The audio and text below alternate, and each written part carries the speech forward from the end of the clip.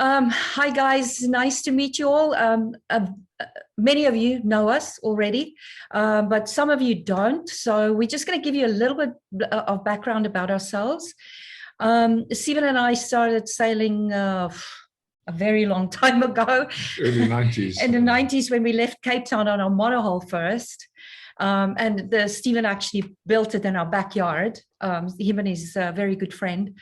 So we've got quite a bit of experience. We later I think in 2002, 2004, we also were involved in building our first catamaran in Cape Town, and we were part owners in that factory. That was the Island Spirit. Yeah, great boat. We loved that boat. But anyway, so we've been involved in sailing, building boats, the charter industry, and then we've sailed about 70,000+ miles. So we have a pretty good knowledge of the sort of a broad range of things in the sailing community, and we were always very interested in catamarans. We sailed catamarans from way on early. I think the first one was a Shuttleworth we tried out in 92, yeah, in the Red Sea. Interesting to say the least. But anyway, so we friends have asked us to put this knowledge out there so that other people can share, that we can share with other people, because there wasn't much out about first catamarans and second charter management. So we have done it all. We have chartered our own boats. We've done sailing schools. We have operated our own boats as businesses for 20 years. Yeah, we've probably made just about every mistake that can be made, and then some. So hopefully we try and help people avoid mistakes. We now work independently. We're operating a small business. We're matching people to boats and charter companies independently. We try and be as neutral as possible. It's not possible to be completely neutral, but we try. We kind of brand agnostic, because we have sailed virtually all of them, and we've lived on our own several catamarans now. Yeah, so we don't just preach the lifestyle, we live it. We've lived aboard virtually for the last 25 years. Now and again we go onto the land, but it still refuses to live on the land, so we always end up back on a boat. What we've done over the years is, living on a boat and operating these businesses, all the boats we've owned, we've always believed need to at least pay their way. It's an expensive asset. And so we've always figured, how do we make it work? We even made our monohull work in the in the Indian Ocean. We did charters, dive charters, etc. We made that work. But we've always made our boats work. And once we moved to America, we started figuring out that there were some pretty smart angles that you could legitimately take and offset the cost of ownership. So basically what we're going to be doing is we're going to be talking about how to offset the cost of ownership if you buy a boat. There's a lot of, if you buy a boat and park it behind your house, there's a lot of expenses, and so we'll go down the stages of how you can offset the cost of ownership to pretty much get it down to zero is sort of the object. It's going to be a 30,000-foot view because obviously everybody's different. And, if this is of interest, contact us directly, and, we'll be happy to tailor a sort of a plan that'll work for you and fit your situation. All right. So, what is a boat as a business? A boat as a business really is taking your boat and putting it into a corporation, normally an LLC or an S Corp. We normally use pass-throughs. And then co-managing it or placing it with a management company that will help you to operate the boat. There's a lot of ways to offset the cost of ownership, but we're going to be talking, because we've been in the charter industry. We owned a charter company at one stage. We had about 75 bareboats, so we've got that massive gash on our arm. And but we learned how to structure it so that you could actually operate the boat and take advantage of existing tax advantages and programs that the government has, which are stimulus programs for small businesses. The most important part of this is that if you want to own a yacht and you want to run it as a business, you have to be engaged. You have to be actively involved in the business. That's critical to the success of it, because if you're passive, then it doesn't really make much sense, because passive activity, that would be like renting a property. You're not actively doing anything, so you're not going to be able to take active tax deductions. And the whole thing, our whole thing is based around the premise that you're operating a business and you're actively involved. We'll talk about the tests in a little while.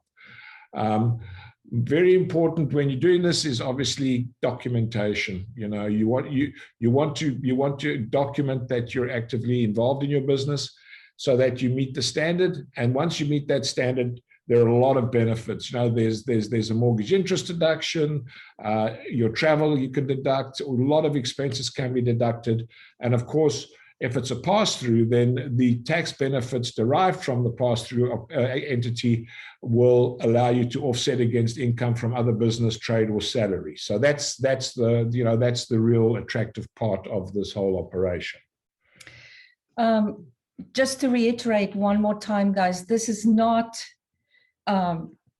you cannot pretend to be in business. You have to actually participate in the business. So you can't just say, look, I only want to have my boat charter 5 or 10 times a year because I just want to show some income. But I really don't want my boat to be damaged or too much traffic over my boat because this is my personal pleasure vessel. That's not how it works. You have to be in business and you have to have the intent to make a profit. Yeah, intent and ability to make a profit is pretty important. A lot of CPAs will say, well, you have to make a profit 3 out of 5 years. That's not correct. That rule is if you make a profit 3 out of 5 years, then you cannot be assessed for hobby loss. Hobby loss is when you pretend to be in business, but it's your hobby and you're taking a loss on your hobby. And so basically what you've got to do is you've got to show the active participation, but you've also got to show ability and intent. For example, if you opened a business in Boston Harbor, which has about 3 days season or 3 month season, so in 3 months, there's no ways you're able to make the money to make a viable business. So while you might have all the intent in the world, you don't have the ability. The other way around, you can put a boat in the BVI and you can say, well, I only want my boat to go out 3 times a season with a captain. Well, you don't really have intent. What you're doing is you're putting the boat there and you're trying to take advantage of existing rules and pretty much bending them, because without intent and ability, you're really sort of skirting, you're skating on thin ice. There's the one thing that you should do if you're going to get into this is structure a business plan. We have templates. Once we get to the stage with a client where we're talking about, we've identified a boat, we've identified a charter operator in a specific location, we know where we want to go with this, then, we say, okay, now we need a business plan, because nobody starts a business without a business plan. It's a good thing to have on file. A couple of examples, of things you've got to be really careful of. Landmines, there's what's called limited charter. So you can sometimes, if you finance a boat, you can get a better rate. If you say it's a limited charter and you sign a waiver to say that you won't do more than 70 days a year. Well, that's all good and well, but you're not showing much intent to make a profit here, because you're limiting your ability to 10 weeks a year. And if you're ever scrutinized and someone has a look at and finds that in the files, well, it's clear that you have no intent. You're doing limited charter. You're not in it for the business. You're in it for the tax break. And so what will probably happen is you'll end up being assessed as hobby loss. And then, of course, you lose all the benefits, plus now you've got penalties. So the whole exercise was for naught. If you operate this program correctly, if you document your active participation, you do it with good intent, then it's definitely the least expensive way to own a boat. and obviously enjoy the benefits of boating. I mean, you know, if anyone tells you that boating is an investment, they don't know what they're talking about. But a boat is not an investment. It's basically a depreciating asset. It's the worst investment you can make. But it is a great investment in lifestyle and quality of life. So, you know, we just got to sort of keep it real in that, you know, we're doing this because we love boating, and there is an ability for us to operate it as a business and be able to offset the costs. So I just wanted to let you know, we're not tax advisors. So, you know, if you want to get into this, you're advised to consult with your CPA or other tax professional before making any decisions regarding these programs. What we're giving you is purely informational and, you know, sharing our personal experience. So we're not professionals. You need to talk to professionals if you decide to go forward with this. We have you know, professionals that we refer people to that are arm's length from us. They're not part of our sales team. And so essentially what happens is that you can go and talk to them, and they will assess your situation. They will look at you, and we've had cases where our CPAs that we've referred people to have rejected the buyer because they weren't satisfied with their intent or the structure of what they wanted to do. Having said that, Stephen and I both, we've done it with our boats, and we've had several boats in this program because we operated as a proper business, and we've helped, I don't know, hundreds of people do exactly the same thing, and we've always had very, very good results. If you follow the script, you can do really well in this program. Yeah, look, tonight we're going to talk about two specific areas. We're going to talk about bareboat, which is, you can't, like, for example, moorings. Moorings has a guaranteed income program.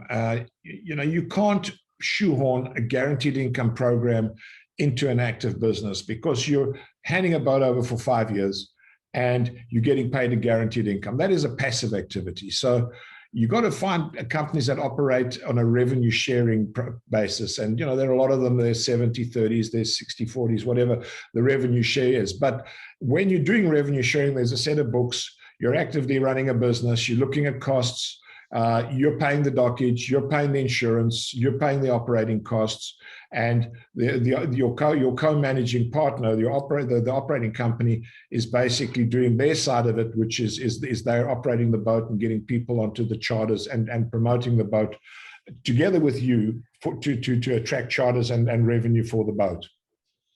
So that's the one component that we're looking at, which is revenue sharing bareboat. The other component that's really grown, we've seen it grow in the last 2 years just enormously, is crew charter. What we found is a lot of people are getting to the stage where they don't want their boat to be in bareboat because they feel it's a little bit like a rental car program. And if you're not with a good partner, that's another thing, sorry. Yeah. You have got to find a good partner. You know, when I say a good partner, you've got to find a charter company that you have absolute faith in, that's going to maintain your boat. It's going to, you know, pay you on time. It's going to take care of business. So you've got to find a really good partner. So anyway, so back to crude. So in the crude environment, what we're finding is that people just want to get into a situation where the boat is professionally crewed, because the condition of the boat is always way better. I mean, to give an example, the real life of a bareboat charter boat is 5 years. I mean, there are second-tier companies that you can go to, so you can get a 10-year life, but the second 5 years is pretty low return. If you have a luxury crew charter boat, it has a 10-year life of earning, you know, top dollar for 10 years, and it'll probably be in fantastic shape after 10 years. Yeah, actually, we just sold Onward sold a boat that was in crew charter. What was the age of that one? That was 10 years. Lagoon 500. 500. And she fetched top dollar, and because she's in a crew program. She's headed down to the BVI, and she's going to continue her career as a crew charter boat. She's done 10 years, and she's earning really good money. So crew charter is got more longevity, and it has much better care of the boat. You know, the crew on these boats, it's their livelihood, so they really take care of the boat. They rely on tips. Half their income is a salary, which is roughly $1,000 per foot per year. It's gone up a little bit with COVID because there's a huge demand for crews now, but they get about a 10 maybe 20% tip. A crew charter goes out for between $17,000 and $32,000. 20% is serious money. If you multiply that by 20 weeks, they're making more money in tips than in salary, and they're north of 100 grand income, plus they live for free and they eat for free. So it's a good gig. So look, address them, because what happens is that the condition of your boat will always be great because you have an onboard manager that's caring for your boat.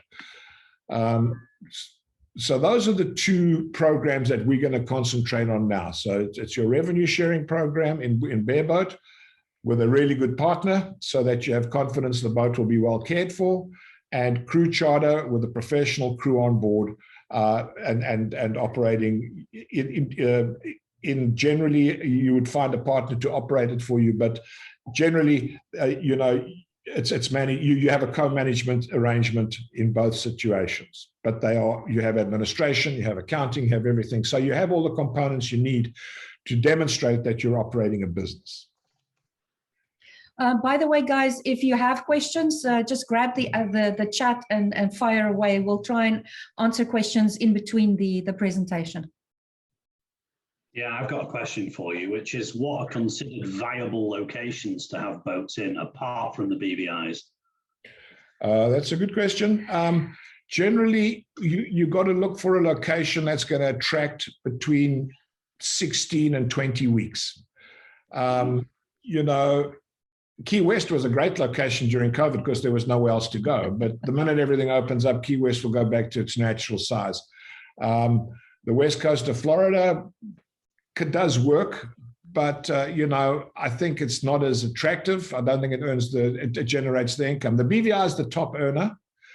USVI became popular again because the BVI was closed, but as soon as the BVI opens, the USVI will shrink back to its natural size. But the locations that I think are top right now for Americans is the Virgin Islands and the Bahamas. Those two locations have really taken off. Yeah. And we're seeing crude boats and bareboat charter boats generating 20 plus weeks. I think once you get to 20 weeks with a crude boat, you've got to close your calendar, because otherwise you're going to fry your crew and lose them. So, but exotic locations are definitely better.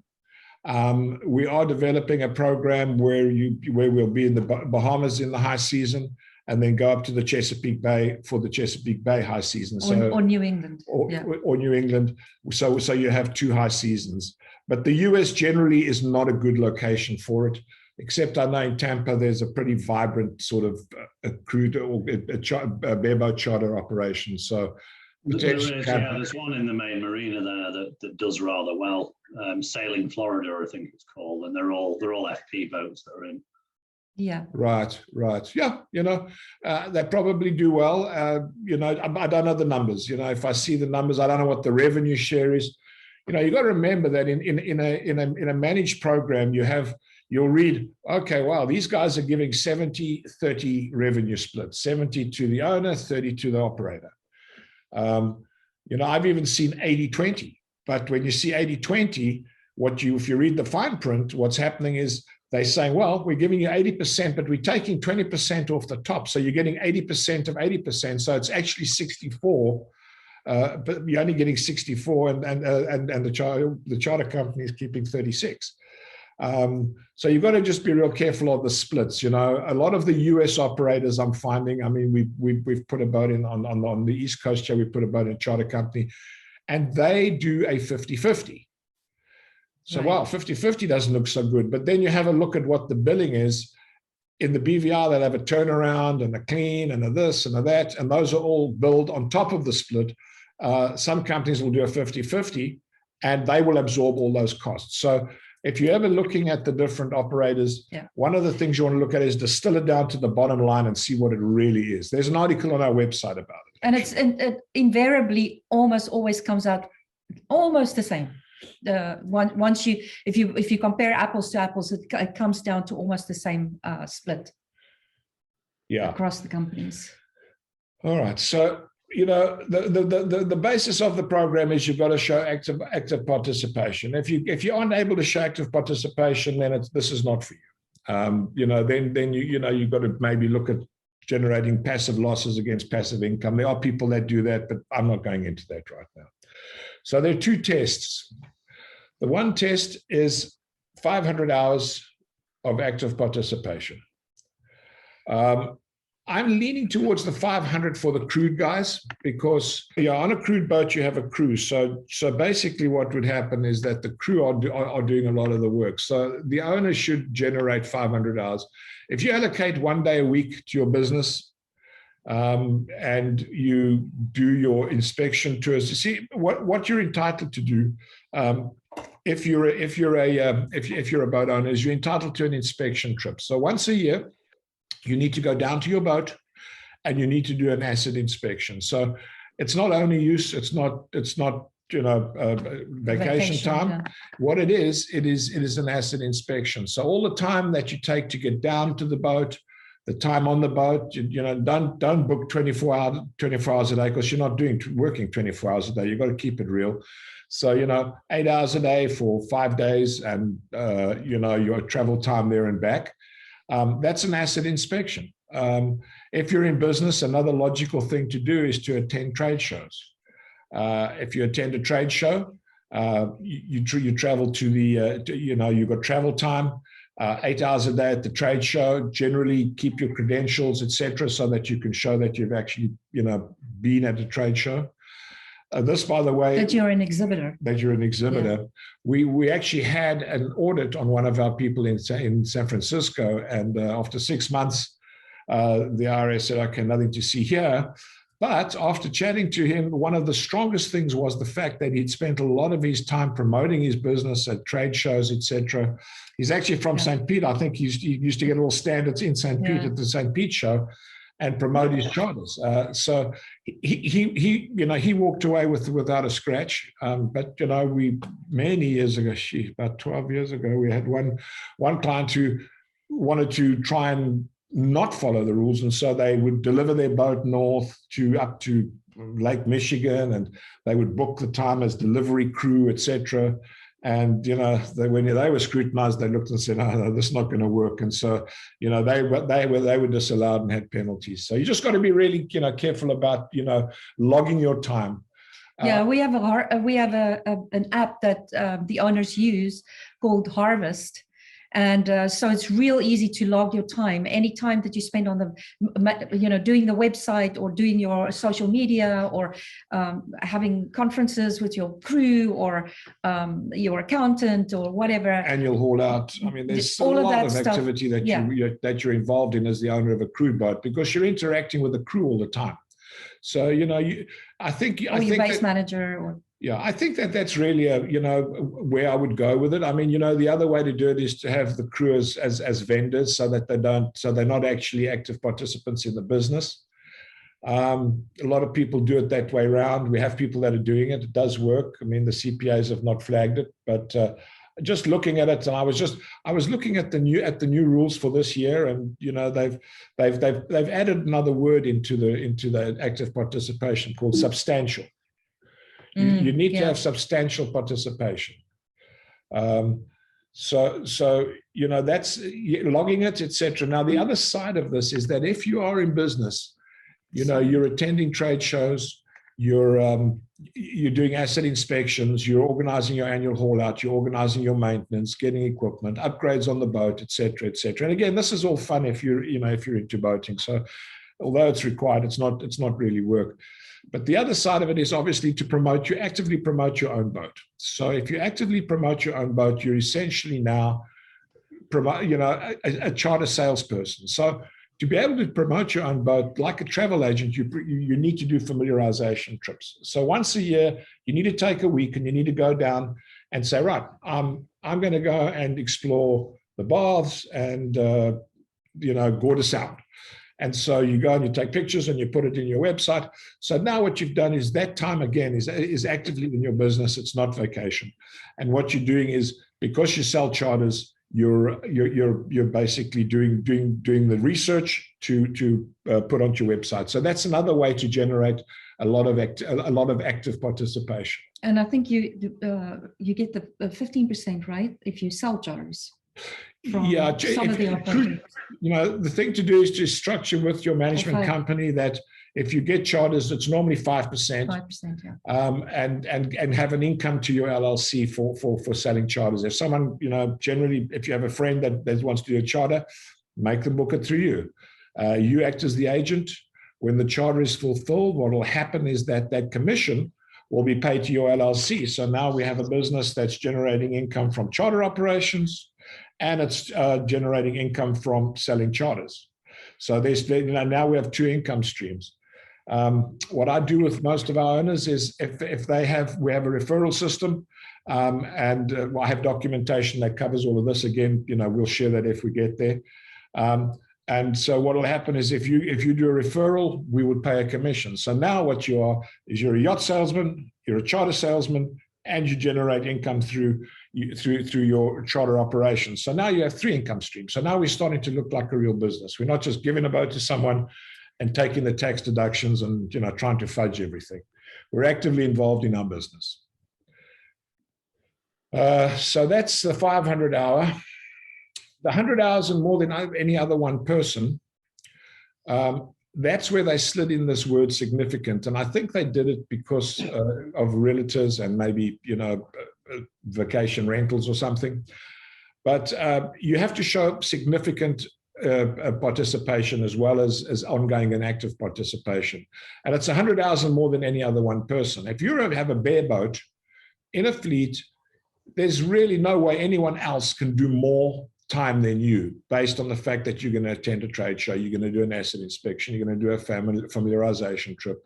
You're going to be marketing your boat shows, all the rest of it. So the boat cleaner's not going to do more than you. The accountant's not going to do more than you. Your hours that you rack up, they say 100 hours and more than any other one person. I really push my guys to do 150 hours. If we get to the stage where there's some hours that are disallowed, because administration is not allowed. So if you count that, it'll be disallowed. We don't want to fall below the threshold of 100 hours. So 150 is the target that we shoot for in the 100-hour rule, because those boats don't have a crew. So you undoubtedly can defend that position, and it has been defended in court, and the individual has been successful in defending themselves. So I've already said we have some documents that are proprietary documents that we'll share. If we get to the stage where we have a deal under negotiation, and these will paper the file so that you are able to show if you scrutinize, you'll be able to show the that you're actively participating. It's a business plan and basically some agreements and documents that memorialize the fact that you are actively in your business and not just doing it as a hobby. All right. So the other thing that if you're in an LLC, the husband and the spouse's time counts. So that helps you get really up to the threshold really quickly. So now we're going to talk about cost of ownership and take the tax component right out of it just for a second, okay? So let's have a look at this. So we have a Bali 46. I priced one out. I just used a Bali because I have it handy, the pricing. So $890,000, call it for a base Bali 4.6. Monthly dockage, 14 grand, insurance, 21,000. This is annual. Maintenance, annual, mortgage. So, if you look at that, you're going to get to a total of roughly $107,000, which means that you've got $8,000 to $9,000 of holding costs per month with your mortgage, etc. So if you park that boat behind your house, that's your nut. That's what you got to pay to have that boat parked there. If you'd say, okay, well, look, I'm going to put this boat to work cost me all the, cost me $1 million just about. I want to put it to work and let it generate income. It will pay all those costs. So that 107,000 goes to zero, because now the boat is generating enough income to pay its own way. You're not carrying the cost of the boat anymore. It's paying its own way. Obviously, there's a price because you'll have wear and tear. You'll have other people on your boat. You have the potential of, unintentional damage. People that charter boats don't damage them intentionally. It's people. You sail twice. You do twice a year. You're sailing. There's stuff you forget, and so a lot of the damage is unintentional or inexperience. But you face those risks. But so if you go into charter management, you've immediately reduced the cost of ownership by $100,000. Data shows that people that own boats only use them possibly 20% of the time. So the other 80%, it's out there generating income and completely reducing the cost of ownership. So let's just go back now to the tax component. So if you're able to operate your boat as a business, do the active participation, show the ongoing and active participation, put it into a charter program, and you have a substantial tax nut that you have to pay annually. With having your boat in a pass-through, you're able to take the tax advantages and pass them through to your income from other business, trade, or salary. And so that will be a further benefit to and reduce the ownership substantially, because now we're taking tax money and putting it into our boat, albeit a depreciating asset. It's better than just writing a check. And how we do this is there are a couple of rules now, Section 179 and Section 168. Right now, we are doing Section 168, which is bonus depreciation. Bonus depreciation is this year and next year 100%. So if you bought a boat for $1 million and you took 100% bonus depreciation, you could offset your tax obligations. It would give you a tax advantage of whatever your tax rate is. If you're 35% tax rate, $1 million boat, $350,000 of tax obligations, you would not have to pay. The downside is you've got to use it all in the first year. I don't believe you can carry it forwards. Section 179 is a little bit different.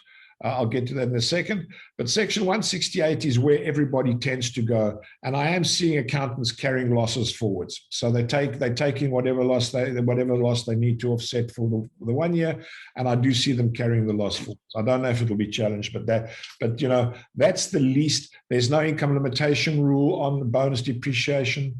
There's no, all the little hooks that Section 179 has. There's no cap.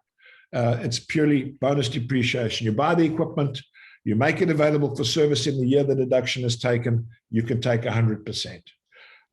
In 2023, it's going to reduce to 80%. In 24, it's going to reduce to 60%. They're going to take it away. But right now, it's just sitting at 100%. Yeah. So essentially, if you can check all the boxes and you have a tax obligation, you pretty much. You've got your holding costs of your boat down to zero, and now what you're doing is you're eating into the rest of the costs with tax advantages. And then the last part of this thing is the owner use. Owner use is not a quantifiable thing. No one's able to give it a value. I don't give it a value, but a boat like this will charter for $10,000 a week. So if you want to use someone else's boat for 2 weeks or 3 weeks a year, that's $30,000 that you will have to pay. If you use your own boat for 3 weeks a year, that's $30,000 of benefit that you're getting. If you take that over 5 years, that's another $150,000 of benefit that you're getting, which is not a quantifiable thing that you can be taxed against.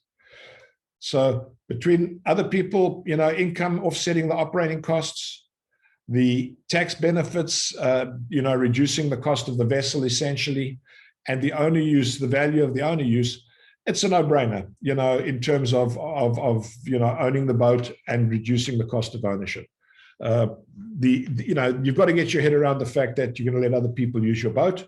Some people just absolutely don't want that, but with an expensive piece of equipment like this, it totally makes sense to make it work.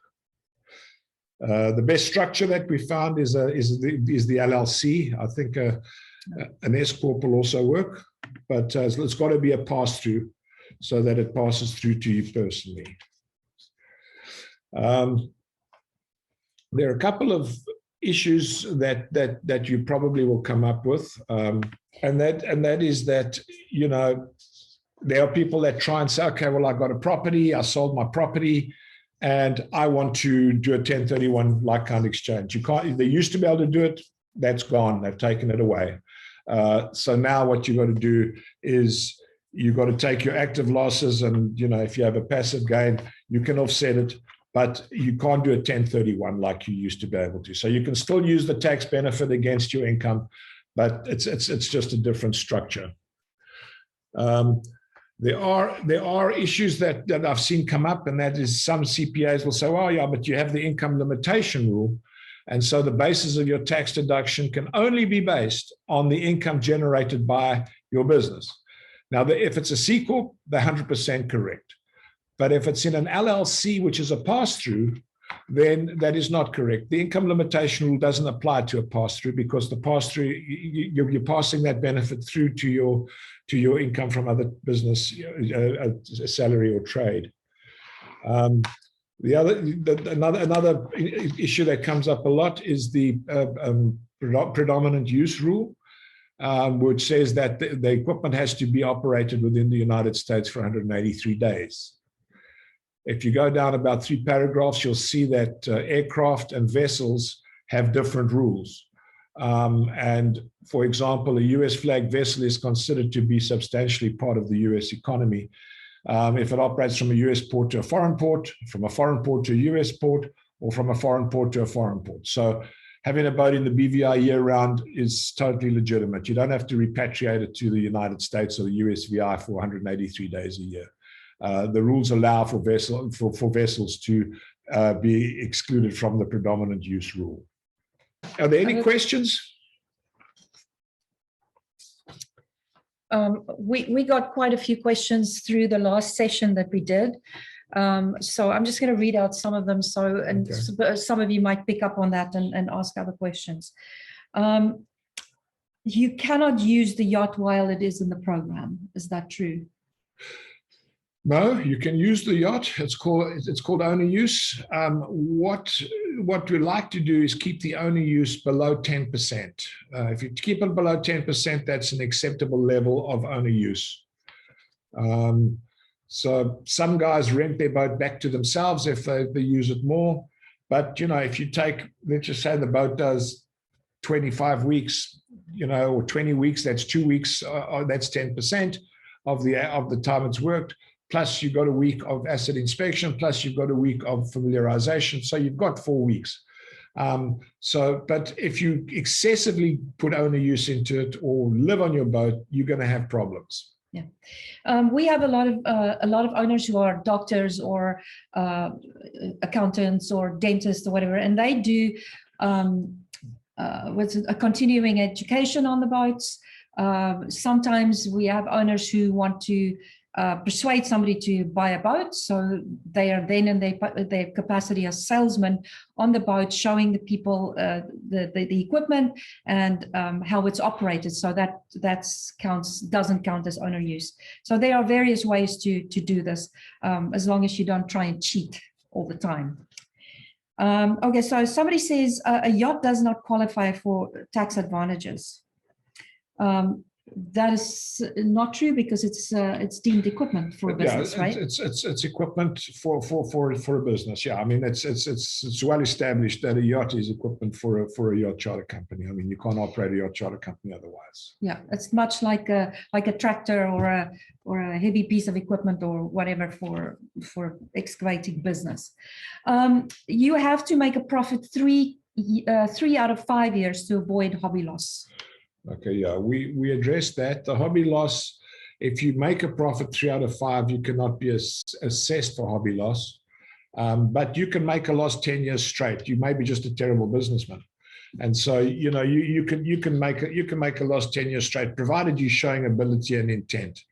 You know, it becomes a little bit difficult for over 10 years, but you know, in these programs, I've seen a lot of the boats showing taxable profits a number of years while they're in operation, especially if they're in the BVI, in a very active charter company.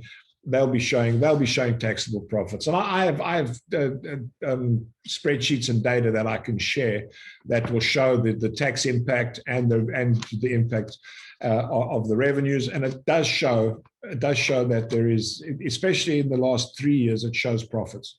In the front end, you're taking all the depreciation, so it's showing huge losses to start with. Is there recapture on tax advantages when you sell the boat? Yep, that was where I was going after we've done these questions, but I'll deal with it now. So you're going to face recapture. Recapture is, you take these tax advantages and then you sell the boat. When you sell the boat, they'll calculate recapture based on the sales price of the boat. Because it's depreciated down to zero, there is a profit, which is recapture. The recapture is on ordinary income rates, so it's not on capital gain rates. So it can be super punitive if you don't plan this correctly. What a lot of people will do is, especially the younger guys, will buy a boat. They'll say, right, this is my first boat. They run it for the 5 years. After 5 years, they want to trade up. So you can't do a like kind, but you can do a trade up. So what happens is you do the trade up. If bonuses drop down, Section 179 will replace it. So you will have a mechanism to take the tax advantages and offset the recapture and kick the can down the road. A lot of people are getting ready to retire would buy the boat they want to retire on, and they would then take the boat in their high tax years, operate it as a business. When they retire, they take it private, operate it for another couple of years. And then when they sell it, the recaptures at their ordinary income rate, which is substantially less than when they were the executive of General Electric or something. So, so you've got to plan for it. It's a reality of life. There is recapture. And you need to just have a strategy for it. If you run your boat for 10 years, the recapture is going to be really low because the value of the boat is going to be pretty much down to nothing. So, that's just something that you always have to be cognizant of is the fact that, it's not free. You kick in the can down the road with a lot of this stuff. And if you can kick the can down the road in your high tax years and pay the piper in your low tax years, it's not a bad thing. Should I finance the boat or should I pay cash? Yes, if it's operated in a business. I think you should finance the boat because what you're entitled to do if you finance the boat is you can offset you can take the mortgage interest deduction. Generally a loan on a boat is going to be 80% loan to value. And the interest rates now are high fours, low fives, depending on your financial health.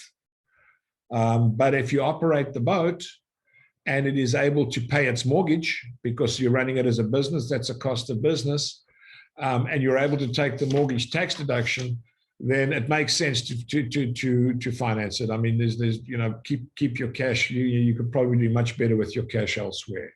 So as long as you're in a good program and you've got good occupancy, finance is definitely the way to go.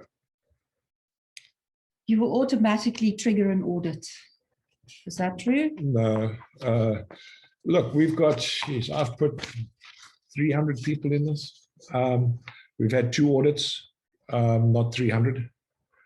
And, look, we're not cheating. I mean, what we're doing is we're structuring a business to comply with the rules.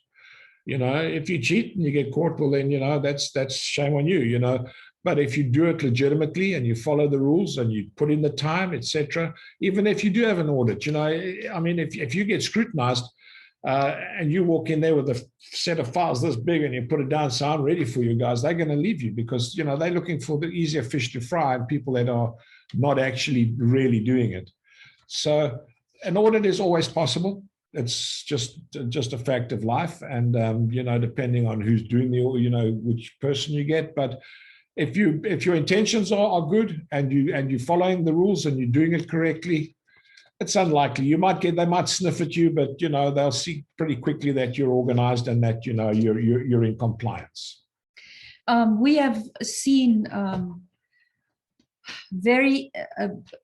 I think it's very irresponsible people bragging on social media about how they only charter their boat for maybe 5 or 6 weeks a year or 10 weeks a year, and they're making a killing. And you know, this is well, what they're doing still is they're doing limited charter, right.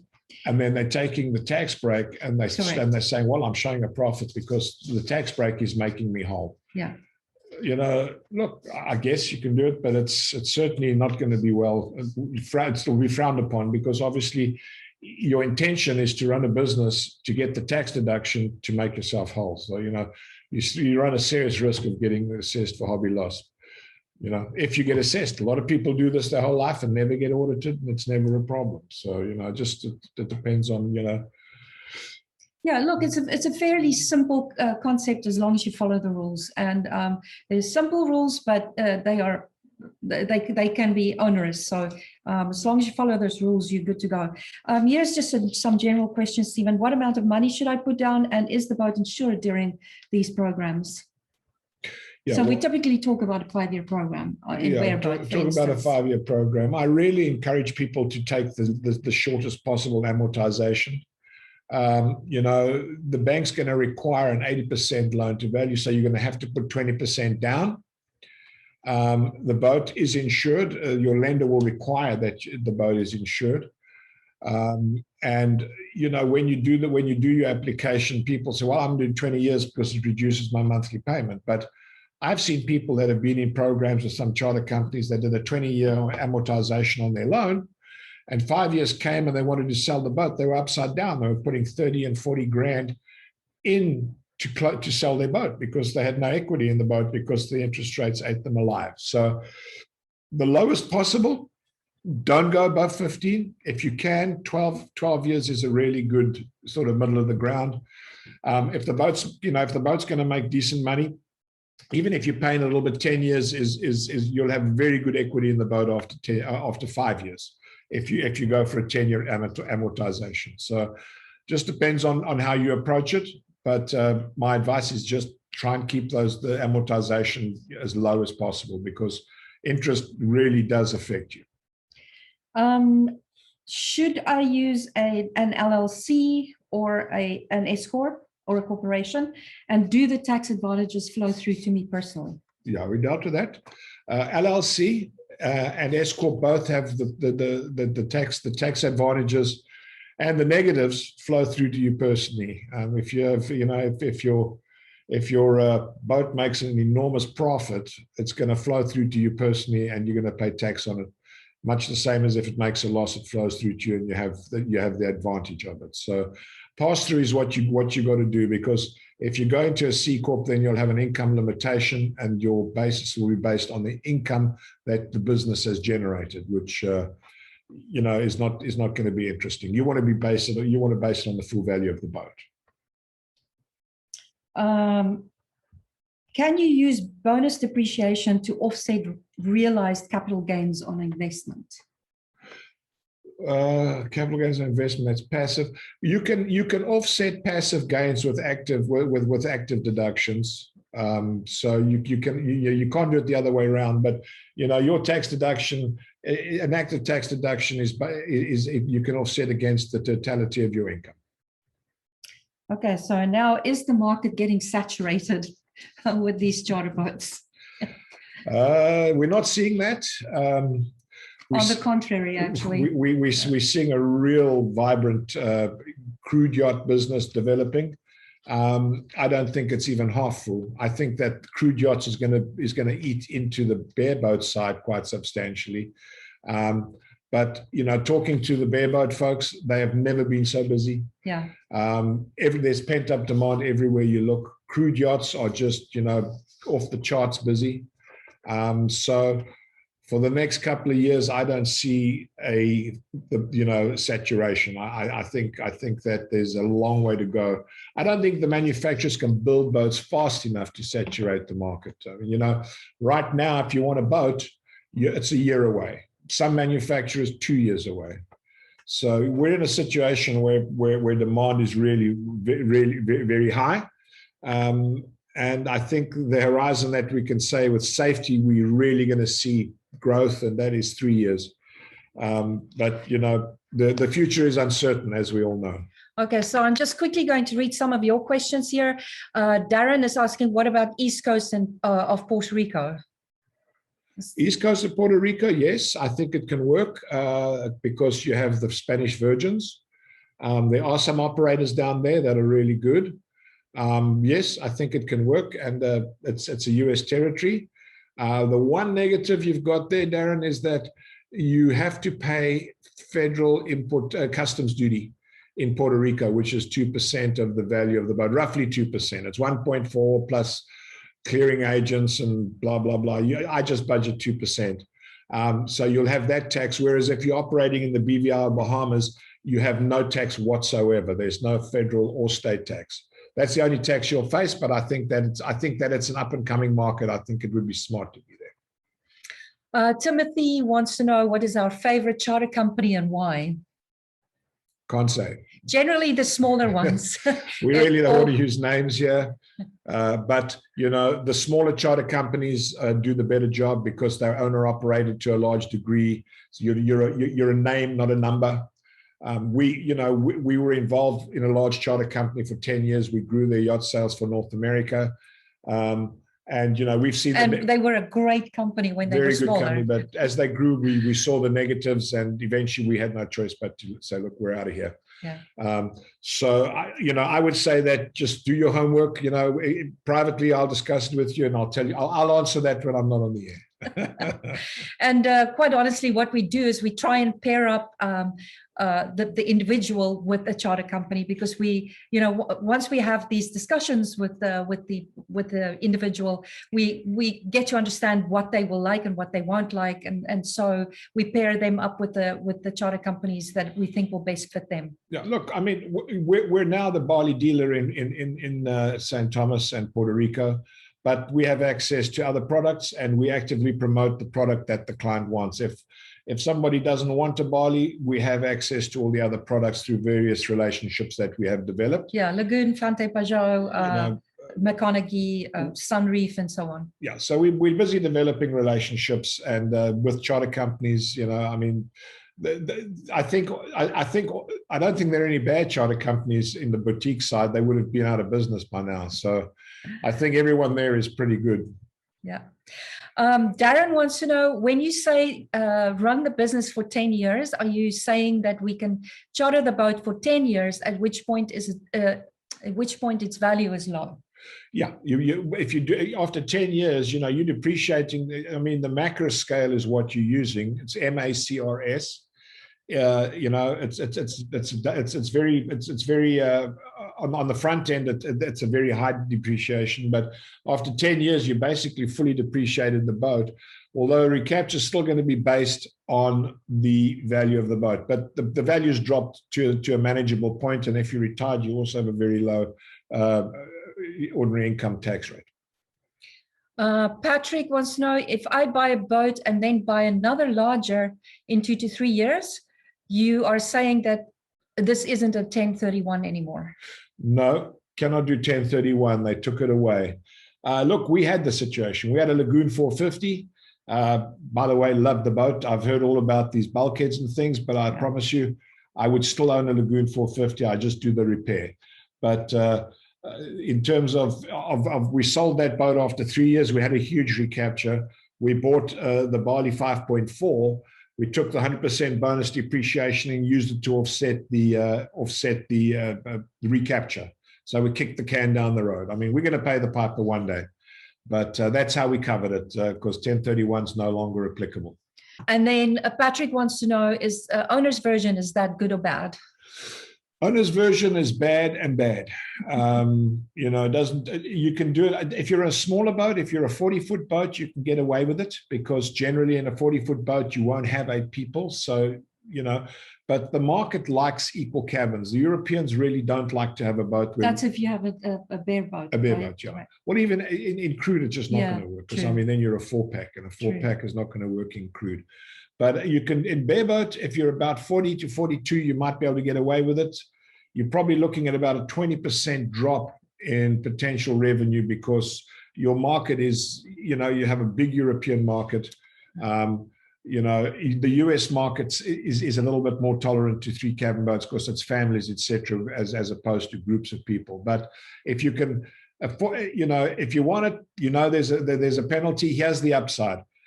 At the end of the program, or when you come to sell your boat, the 3 cabin is more desirable and you'll be able to get out of it quicker for more money. So there's a downside during the program, but there's an upside at the end. All right, guys. So that puts an end to this. You can all get a hold of us on either Estelle at Catamaran Guru or Stephen at catamaranguru.com or through our website. Our phone numbers are there. Anytime, call us, email us. Oh, sorry. We'd be happy to answer your questions, and we've got spreadsheets and all kinds of information that we can send out. We have a lot of information, financial and proprietary systems and documentation that we'll share with you that papers the file and pretty much gets you to a stage where we have a very defendable position to show active participation. Generally we hang on to this until we're in negotiation with somebody for obvious reasons. But happy to talk to anybody, tell you, and figure out your situation and what would work for you. Yeah, unfortunately, an hour is just not enough to go in depth for each person, but you kind of get the idea of what this is about. And with that, we say good night. Thank you very much for joining us.